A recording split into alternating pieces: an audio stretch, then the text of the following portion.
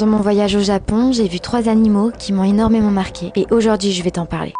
Moi c'est Yuna et j'enquête sur tous les lieux avec les animaux qui buzzent sur les réseaux. Et je te dis si c'est bien ou s'il faut boycotter. Alors pour ne rien rater, n'hésite pas à t'abonner. Pendant mon voyage au Japon, j'ai découvert Osaka. Et là-bas j'ai découvert le zoo de Tennoji. Le zoo de Tennoji, il a été créé en 1915 et il possède plus de 1500 animaux. Et il y en a un qui m'a clairement choqué. Cet animal c'est Marthe, c'est une ours malais âgée de 17 ans. Marthe, elle avait la langue pendante, elle était complètement asséchée et complètement démunie. Dites-vous, les ours malais à la base ils vivent principalement dans les forêts tropicales d'Asie du Sud-Est. Et Marthe, elle va clairement vivre ici toute sa vie. Dans une prison à ciel ouvert avec des barreaux à la place d'arbres. Et après Osaka, j'ai visité Tokyo et là-bas j'ai vu 2 animaux qui m'ont clairement choqué. Le zoo de Tokyo, c'est le tout premier zoo du Japon, il a été créé en 1882. Quand je suis arrivée là-bas, j'ai découvert les éléphants d'Asie et j'ai rencontré Utai qui a 27 ans et qui faisait sans cesse le même chemin. Le fait de faire sans cesse le même chemin, c'est une chose qu'on voit souvent en captivité, je ne sais pas si t'en as déjà vu, mais en tout cas on appelle ça de la stéréotypie. Et celui qui souffrait aussi de ça, c'était l'ours polaire de Tokyo. Déjà, comment un ours polaire peut vivre à Tokyo? Dites-vous, avec sa fourrure de base, il peut résister à des températures jusqu'à moins 40 degrés et là en plein soleil au Japon, il faisait 40 degrés. Donc comment vous dire qu'il mourait clairement de chaud? Pendant 20 minutes, je lui ai fait faire sans cesse le même chemin, tourner en rond, nous regarder et revenir en arrière la bouche ouverte. Depuis mon retour en France, je pense à eux tous les jours, mais je pense aussi à tous les autres animaux qui sont restés là-bas et qui ne pourront jamais sortir. Donc vous l'aurez compris, cette vidéo c'est un gros appel au boycott de ces endroits qui emprisonnent les animaux. Beaucoup de gens ont fait la promotion sur les réseaux sociaux et ne vous laissez clairement pas influencer, car ces animaux devraient vivre dans leur vrai milieu naturel et surtout pas en captivité.